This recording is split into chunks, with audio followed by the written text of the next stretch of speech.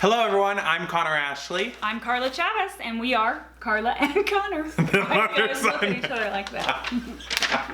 We're the mother-son real estate and design duo. Alrighty, so we're going to be talking about the one thing you should always read before you invest in real estate. Every single time. We can't express how important it is that you read this. So if you guys want to hear what that is, make sure to stick around for the video, smash the like button, and subscribe. Smash and subscribe. Let's get started. Here we go. Okay. Just needed to look Here at we go. Alright, number one. Before you go off and buy your own investment property of any kind, you need to make sure that you're able to do what you want to do with that property. Right. Whatever that may be. Now, with properties... Have an orgy? Is it allowed? Is that allowed? I don't... Oh, okay, let's not talk about it. Okay, we're moving on.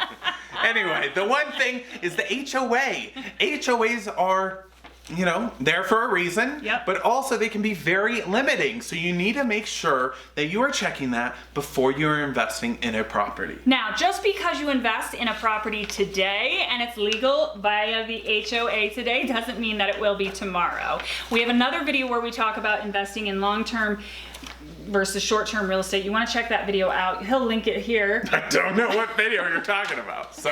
I only say that because the numbers have to, let's start over. Okay. Alrighty, so make sure you are reading the HOA rules and regulations regarding renting out your property. Because guess what? If you're investing in real estate and you're buying and holding it to rent it, that's how you're going to make money, is by renting it. And your HOA, if there is one, will have information on that. Yep, and some of them are going to address short-term renting, some of them will address long-term renting, some of them will address both. But you need to check both to make sure you're allowed to either short-term rent or long-term rent, depending on what your goals are. And if you're working with a real estate agent, they can actually request those documents, and you can make sure to read through them with a fine-tooth comb to make sure that it's still going to work out for you. And very often, they say specifically how many days the rental must be. For instance, in Florida, there's a building, and it's like 6 months. You know, you have to. You can't do a lease under 6 months. It has to be a minimum of 6 months. And so, one of the things you can do, because HOA documents can often be really big PDFs, and most of the time it's on like some sort of like electronic format nowadays, like a thumb drive or a disc or something like that. But you want to get your hands on those and do a Control F. So you're looking for these keywords. You want to type in renting. You want to type in short-term renting. You want to type in long-term. Renters, commercial use of property is another one. Sometimes they're going to say, oh, well, as long as you're not using your property for a commercial use. So again, you want to check all of these things out. So remember, if you're going to buy a property for that purpose, make sure you are reading those documents and checking those documents before you put any money down for that property. Not necessarily does every house come with an HOA, because some houses are situated condos. Yeah, where there is no HOA. Most condos are going to have some type of HOA. If there's community property, there's usually an HOA involved because somebody's got to maintain that community property, and that's usually how it's done, is through an HOA. But if you're just buying a single family home in the middle of some neighborhood that doesn't have any community property, then it sometimes doesn't have any. Yeah, there may not be an HOA at all. May not be an HOA, and that's, can be a good thing, but it can also be a bad thing. Now, if the HOA does say that you're allowed to do short-term rentals, remember that could change. That can always change. And if you go back to one of our videos where we talk about real estate investing, do not buy a property based on the potential cash flow from a short-term rental. Make sure that the cash flow from a long-term rental will cover your expenses and be a good investment for you. Because guess what? They could change the rules at any time. The city that you're in could change the rules at any time regarding short-term rentals. Sometimes HOA rules will include what's called a grandfather clause, where if you purchase the house, you can enact that grandfather clause, whether they allow this or not, to then only follow the rules when you purchased it. But again, you can't buy a property like just assuming you're going to be able to enact the grandfather clause. It's only a possible scenario that could happen. So as Connor said, make sure those numbers work, because your out will be to get a long-term tenant in there. And if you can cover those expenses, What is that? Oh, sorry, I just burped and I was blowing it away from you. Christ.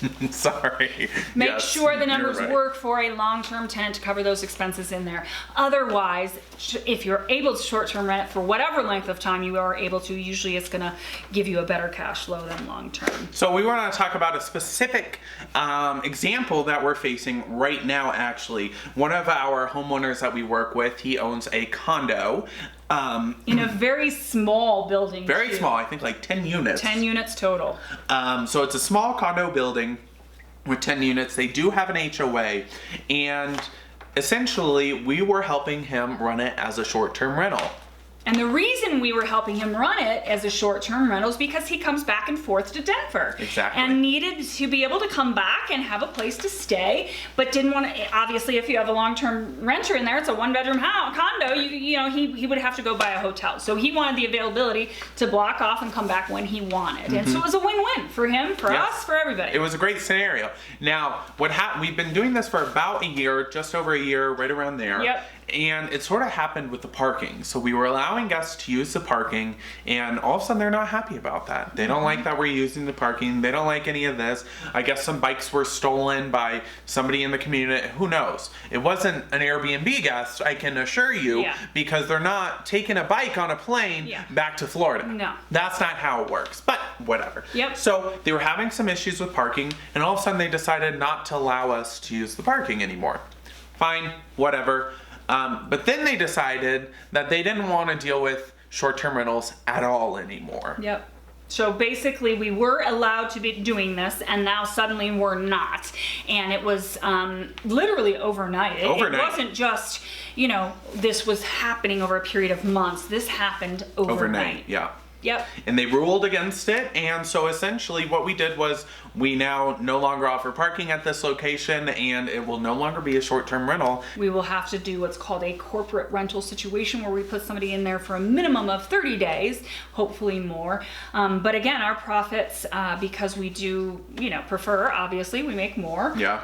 They'll decrease 90% basically once we switch that over. Unit. But one of the reasons that they said they're not going to allow it is because they think that it lessens the property value, and I guess some of the owners want to sell their properties here within the next year or two. Do you have When any in opinions on that? actuality, Yeah. my opinion is by disallowing short-term rentals, they're in fact devaluing their property, because there are lots of people nowadays that want to use short-term rentals as Yeah. an investment strategy, and will buy a place based on that in particular. And Yeah. if I read these HOA documents, remember, title of our video today is "Read these always before you buy." Well, this place, guess what? You don't want to buy there because they don't do short-term rentals. Exactly. So that's it. That's our scenario. It's not a great scenario. Now remember, HOAs can be great, and they can serve great purposes and great uses, and sometimes they're a pain in the ass, Yep. quite frankly. So just remember But to be always, well versed in Yes. them. Exactly. Educate yourself. Know what you're getting into. Always have an out. So if Yep. the rules change, because sometimes it can be a bit of a moving target, you're ready to ebb and flow with that movement. Well, I say that's about it, guys. All right. Thanks for joining us. Thank you so much for watching the video. We hope you always check out the HOA before buying an investment property. Every time. Make sure to like the video, subscribe, and comment down below. If you have any questions or anything like that, hit us up on our social media at Carla Conner. Always happy to answer your questions. Yes, always happy to answer questions on there. Subscribe to the channel. Check out our podcast on Apple Podcasts, Vacant to Vacation. He was moving.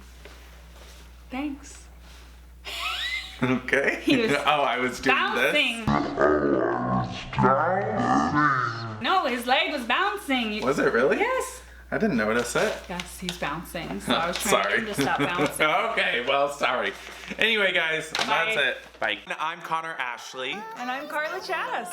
We're the mother-son real estate and design duo. We are here to help you invest in properties. Now, you can make a lot of money doing this. We're your people.